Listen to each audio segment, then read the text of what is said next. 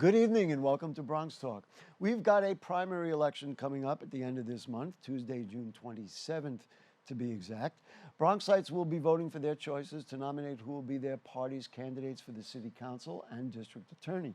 But the sad fact is many New Yorkers don't even realize we're in the middle of an election season, because this year there's no citywide election and there are many uncontested races. And so unfortunately, voter turnout is expected to be, unfortunately, particularly low. But does it have to be that way? And is that the trend? In the South Bronx, for example, in the November 2022 elections, voter turnout was down about 14.5% from 4 years before. So what causes low voter turnout and how can we improve it? We've added ranked choice voting, for example. Has that worked? Are other reforms needed?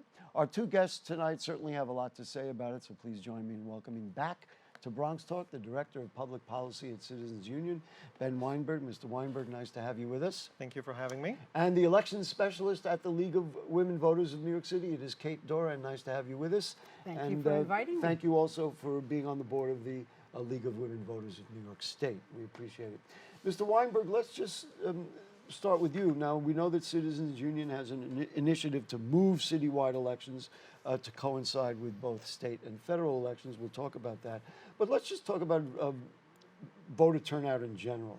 During these post-pandemic days, politics are quite split.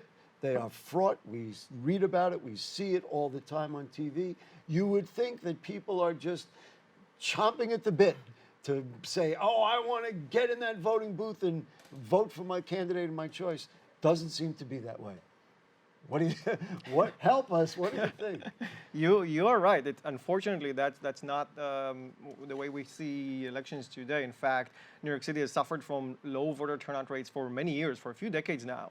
We see it especially in the mayoral rate, but we see it sometimes in the gubernatorial rate. You know, it fluctuates depending on how competitive the race is sometimes, or the national interest. But as you mentioned, this year we will not have a citywide election on the ballot. We will so in other words, no mayoral election, no controller or public advocate, etc. And 2/3 of city council members actually are uncontested, meaning many New Yorkers will go to the poll site and they will not have what to vote on. So we are expecting, unfortunately, a low turnout election. Mm-hmm.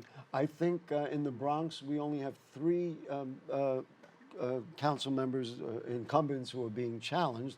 The rest will be the Democratic nominees, so there's nothing to say, certainly, until we get to November. Ms. Doran, let's just talk about New York City perspective and the League of Women Voters perspective.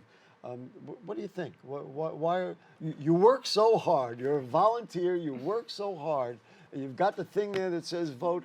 Why do you think people don't respond or don't stay civically engaged? It's the question we ask ourselves all the time. All the time. One theory we have is that teachers are not being trained to teach civics. It's been decades long that we've lost that focus at the college and the postgraduate level, and the result is that students, primary school, secondary school, high school, they're not getting civics education. So they're not imbued with the idea that this is important. That really opens up, I don't want to say a can of worms, but a whole dialogue, because obviously the trend in higher education right now is toward getting people jobs and teaching people trades and nursing. Lehman College is building a nursing building right next door to where we are right now, and those are all very valuable.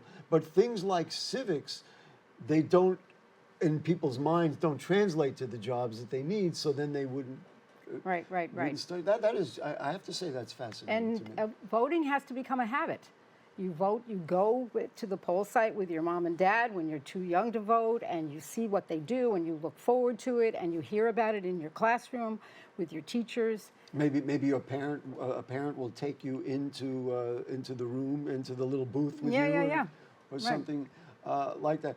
To me, that is a fascinating point of view that I hadn't considered. Is there a way to seed the clouds on that? You know, I don't really know how to deal with that. Let's talk to the president of various universities. I don't know the answer. The other theory we have is that voting is a responsibility and it requires a little bit of work. And many people live very busy, complicated lives, and they don't need another chore.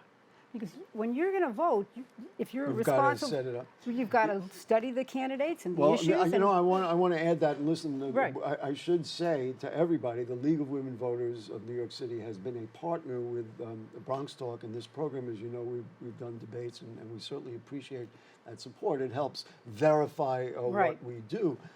But and I'm sorry to my colleagues in the media, but the media is also an issue because I realize we do, and it's been a BronxNet commitment to do voter literacy since our inception, 30 years ago. But you don't see the local races written up anywhere. And so even the New York Times, which used to have a metro section, now maybe they'll endorse one candidate in a general citywide election. But you're not getting that information. Excuse me, I think that's one of the issues here, is that, and people say, they just don't get the information. Right. I believe Ben may be able to speak about this, but I think there's legislation bubbling up around Albany to require the media to write about and educate citizens. Now, I can just tell you from my years in media, there used to be a component through the FCC that you had to do a certain amount. That's why on the radio there was Sunday morning programming, because stations, in order to keep their license, had to do that. I believe that's gone. I haven't been in radio a long time, but I believe that's gone. So go ahead. I also want to add, another factor here is that a lot of the get out to vote work, the GOTV as it's called, is actually done by campaigns. Right, so the people that work the hardest to raise voter turnout are actually campaigns and candidates.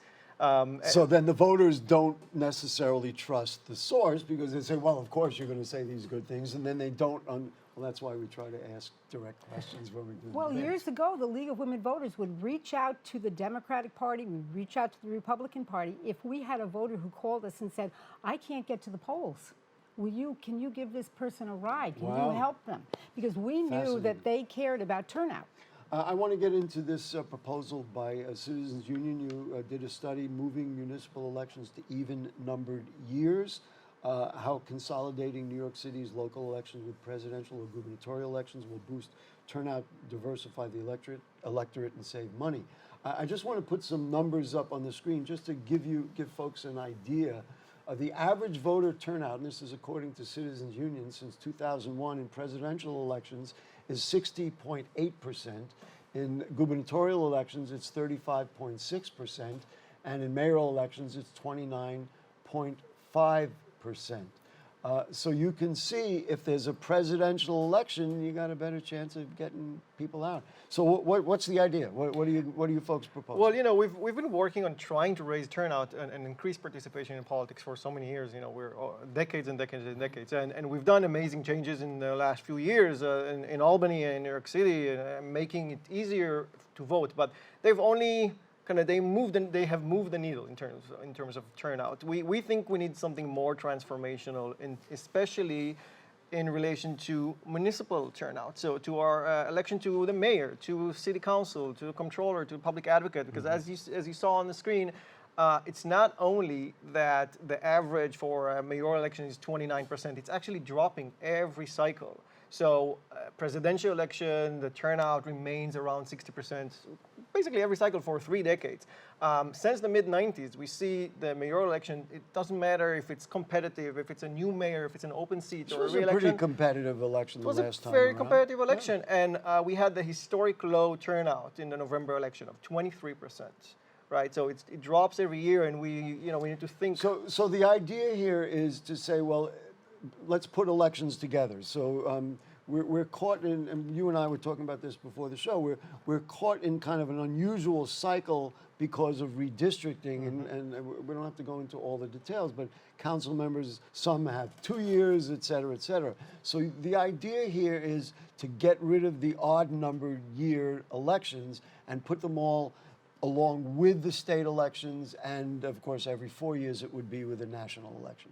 Right, so you would consolidate the local election to what's called the on-cycle election. You would move them to even number years so that voters they anyway hear about elections when there is a presidential election or when there is a midterm. That's where the national media is focused, where there's more attention to politics. So that's when people will go to the polls and will vote for the mayor as well. Now, we heard from Ms. Doran that people need to be in the habit of voting. If you do it every 2 years, are we taking them somewhat out of the habit, and then all of a sudden it's like, oh yeah, right, we haven't done it in 2 years. Is that a consideration? Is that a concern? That's a good question. I think looking at the data, the fact is that about 60% of our city, of registered voters in the city, vote every 4 years. And half of it, or less than half of it, vote every... So you're saying if they come out every 4 years, they're certainly going to come out every 2 years. We have the perspective that we need to meet voters where they are. They go out to vote in a presidential election. They go out to vote in a midterm election. Let's put the other elections there. Ms. Doran, you're an expert in New York City voting. If you combine so many candidates, in other words, you would have candidates for city council, you would have candidates for the state senate, you'd have candidates for the assembly, and possibly a governor's race. Right. Does that help or hurt? Because voters would say, no. I was using Bronx language there. So what do you think? That is a very tough question to answer. I mean, voter fatigue, people come in and they vote just at the very top of the ticket during the presidential Right, years. they don't go down ballot. The down ballot people see I'm just thinking it out myself. So on the other hand, you could generate more excitement because more candidates would be out there. People would be saying, well, you'd hope neighbors are talking about it. I have no crystal ball here. It's very, very difficult. Conceptually, it's an interesting idea. Yes, it is. But then who's going to be at the top of the ballot if you're going to do that? There'll be arguments among the candidates and say, well, wait a minute, does the governor be on top of the mayor? There but it's you New go. York City, you'd rather have the mayor. There you go. What would be the process? The process would be state legislation, I assume. Correct. We unfortunately the city elections is set in the New York State Constitution to be in odd-numbered years. That's over 100 years old amendment in the Constitution. That's what you're up against. Only 100 years. Right. It was put there partly to really dissuade voters from. So it will take an approval from the legislator, then it will come before the voters. But I should say that this proposal, that New York City is not the first one to take it on, has been approved everywhere by very large margins. So when it's before voters on the ballot, they approve it 70% and more. So that happening across the nation in various cities. Now, I know on June 7th, the City Council is having a hearing on the problem how to improve voter turnout. They're going to basically call on the legislature to pass it and voters to approve the amendment to the state constitution that you're asking about. Do you have a sense that council members are going to go, oh yeah, I love this idea? I have a feeling it'll be bandied about a little bit.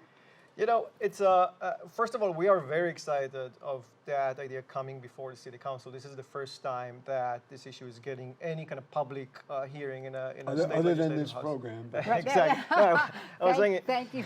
In a state legislature. Official public hearing. Exactly. And we've had conversations with lawmakers, with city and state lawmakers, and with voters. People are always very excited about this idea because they don't like voting so often. Yeah, and you know what else? I'm always thinking from the media's point of view, that has a chance to get covered. Even just an article in the Daily News or maybe even the Times will say, the Citizens Union is proposing it. And that goes back to your point. It gets people thinking about, well, that's interesting. Right, exactly. I will say, and this is all from your materials, Phoenix, Austin, El Paso, Texas, and Baltimore have increased their turnout rates by, at least according to the numbers, 240% to 460% in those cities. So there is a template that shows that it can work. It's a trend. We've seen that across the nation in the last 15 years. Kind of more and more cities and states are switching from odd numbered years to even numbered years because they see the advantage in terms of boosting turnout, in terms of making the electorate more reflective of the city or the state. And we saw immediate changes. So LA was the last one to join this list just this last November. Los Angeles? Yeah, Los LA. Angeles, excuse me. He said LA. I wanted to make sure we got it right. But I didn't have that on my list, so they just They also just did did in Los Angeles. the first on-cycle mayoral election, and their turnout nearly doubled. It moved from 20-something% to 40-something% in just one Well, that's election. instructive, and it's certainly if there is that track record. I want to ask you, Ms. Doran, about the notion, and this has come up before. It's not directly involved in that proposal. The fact that we, in the middle or the end of June, are going to have this primary. You know, the primary was always in September that I remember, and then I think one year we had 2 different primaries, and that was just a disaster. What would be, in your mind, an effective way to set a primary schedule that, aside from what they're suggesting, that would work? Is September the time to do it and just insist that the primary No, is in September is impossible. It's not possible. It's not possible because there's the Federal MOVE Act, which requires that military and overseas voters can vote in November. And if the primary is in September, the boards of elections can't turn around those. The materials. And Right, everything. exactly. They can't produce a And the ballot. candidates don't quite have as much time. So do Right. you like the June idea? We do. We're happy with And it. I mean, but as long as we don't have 2 like we had that. no, other no. time. Oh, well, the August primary, nobody liked that. Right. So the June can work for you. That is. We support the June primary. Yes. We were talking about term limits. Now the city council has a bit of a confusing term limits thing, but now if you move people 1 year, that's going to affect term limits. I mean, is there a plan already, or you just know you're going to have to, if it comes true, you're going to have to deal with it further? So the current confusion is because we have to redraw lines every 10 years. Redistrict. Yes, we have to go through a redistricting. That's my next topic here, folks. Hang in there. And so that's why we have this election now, which is only 2 years after the previous election, because we had to redraw the lines. But in our proposal, we will keep the term limits, the two term limits for all offices, and 4 years for every term overall. So that will not change. It will just be aligned with. And there would have to be, I guess, 1 year of just kind of getting everybody on the same page. In the transition, we would have either to extend the give them term an by extra 1, year. give them an extra year, or shorten by extra year. I can imagine what they would prefer. Right. And that depends if we choose to move it to a presidential year or a gubernatorial year. So it's an interesting proposal. We presented it to the public here today. You're going to be, now this program will air beginning June 5th, so June 7th is that hearing. And then we'll kind of monitor how it goes. Right? Yes, that's great. nothing more And to the do hearing about is overall about voter turnout in New York City, so it's I a think fascinating topic that everyone It's should as get healthy involved as doing the show we're doing. Let's just talk about redistricting. Now, you were on our program, we were talking about it earlier, a year ago, literally 1 year ago, to talk about. It was a mess. I mean, I think at that time we were talking about the state lines, and now we have the city lines. Let's just talk process. Are you satisfied with the redistricting commission, and then ultimately a special master was chosen? Do we want the legislature back involved, or is that absolutely a no? I mean, what do we? Let's talk process, and then maybe we can break down, because I can't figure out where we're at right now. It was a very confusing redistricting cycle. We believe that the legislature should not get involved in redistricting. You know, we don't think that lawmakers should draw their own lines, and we've seen how that turned out in previous years. We've seen how that turned out actually last year, because that was one of the reasons why we got into this legal chaos, because the legislature have decided to kind of ignore the recommendations of the redistricting commission, draw their own lines. It was a gerrymandered map, unfortunately, and the courts threw it out. we will need to change the process. We will need to improve the process before the next redistricting cycle, which would take some time, but not that much time. And our goal is to limit the involvement of lawmakers in the process to make the process more independent, more open to the public. And listen, we don't have to get into that specifically, but then who appoints, the various members of the commission? I mean, that gets very technical. The way the lines ultimately came out, and many people blame that redistricting for even costing the Democrats the control of the House of Representatives, specifically because of New York State. Are we satisfied? Are you satisfied with where we're at, or there's nothing really to do till it comes around again? That's a good question. I don't think anyone is fully satisfied by the process. Nobody will ever be fully satisfied. Well, that's a good thing, really. We don't want everybody to be in agreement. It's like a good compromise. The president right. No was one's talking happy. about. That's right. A good compromise. No one's happy. Did that affect voter turnout as well? That people were like, wait a minute, I used to be. I mean, now I have a new state senator who has never even served in the Bronx I before. think that there was no definitive answer about whether it improved turnout, but it certainly did cause confusion. I mean, we fielded many questions. So, any other comment about redistricting before we move on? Because I want to bring up another kind of different sort of. No, I will just say we also at the same time we had a redistricting process in the city for the city council, which went fine. It went well. The council member generally did not get so much involved in the process. There was a semi-independent commission that drew the lines. It was And the lines were not drastically changed. The one area in the Bronx, there was an area in the South Bronx, I know that had like a whole real section was moved to a different district. But at least my own. Oh, and I wanted to mention our friends at the city.nyc. Go to the city.nyc. There is an excellent voting tool there, and you can see the districts. You can see what it used to be, what it is now, and read about all the candidates. Very, very well done. So we want to thank our friends. And I was criticizing the media before, the city.nyc. Check that out. I want to ask you about something that's very important to the League of Women Voters, and that is, it's slightly off the track of voter turnout, but that is participatory budgeting.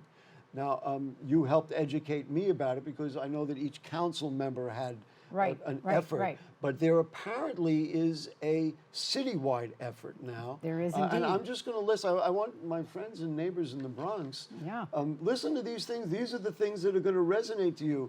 You can actually vote if you want more funding for art and media workshops for youth, mental health and well-being workshops, a healthy cooking program, workplace skills training for adults with autism, youth performing arts and screenwriting. I just know the people of the Bronx, and they're all going, yeah, I want that. I want that. And there's money associated with each of those initiatives. Each of those. And so why don't you just talk a little bit about the concept and what people need to do? Well, I believe the Civic Engagement Commission became interested because the council districts were doing it, and it was very successful. It was very popular. In fact, I believe Brad Lander, my council member from years back, was one of the originators of the council district's participatory budget. Exactly. So this is a rollout year. This is a new initiative. Every borough has a different ballot. There are opportunities to vote online, which I believe you did today. I did. And I will tell you, the process was okay for a digital process, but it was very interesting to read about. We worked on BronxNet with all the possibilities all the time, and I just read you the list. I mean, it's really extraordinary. Right. Youth life skills workshops, financial literacy classes, summer camp for special needs youth. I mean, I checked them all. but then they're going to measure which were the most popular ones. Right. Well, what Bronx residents may care about, and we love because it gets people in the habit of voting, 11 years old, and you can vote. Wow. So even the kids who read this and say, hey, I want to study cooking. Or right, exactly. You don't have to be a citizen, and you don't have to be 18. So you look for the CEC. What are we looking for to do it? You're looking for the Civic Engagement Civic Engagement Commission. Yes. Or just Google participatory budgeting. Right, citywide. Citywide budgeting. NYC. All right, let's let's kind of wrap it up. The one thing I do want to do, because we want to encourage people to vote and take control of their own communities, no matter how big or small the election might seem to you. So we have a calendar. I'd like to put up the voting calendar so people can know what's going up there. The deadline to update your address on your record is June 12th. The absentee ballot request deadline is June 12th.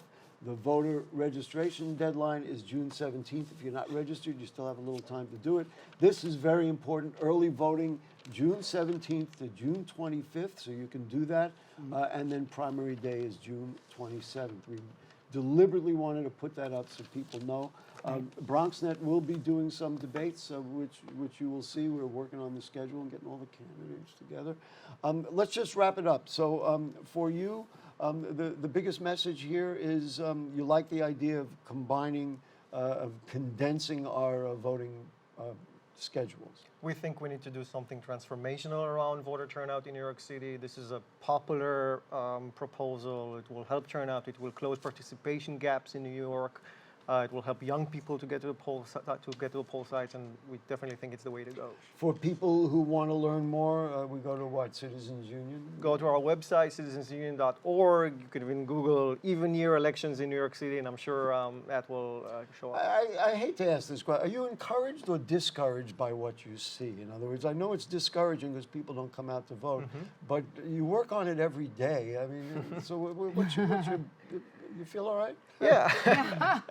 I think, I see way more people involved in local politics in the last few years than I did in the past. I remember it was a few years ago, the council was passing its annual budget, and it was a whole controversy about the police budget, if you remember.